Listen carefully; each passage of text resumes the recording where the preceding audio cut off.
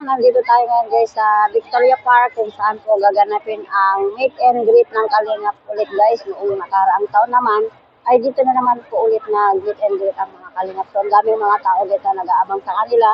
So hintay-hintay lang po tayo na dumating sila Kuya Bal kasi wala pa sila.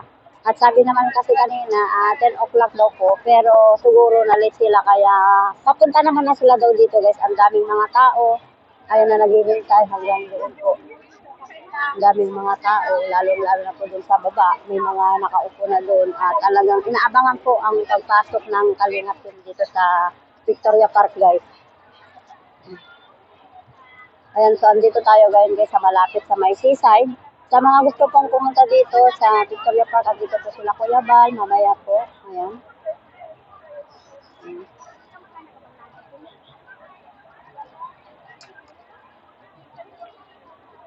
Ayan yung ano nila guys, yung banner, nandun na po yung mga reactor nila, ang dami po nilang mga kasama.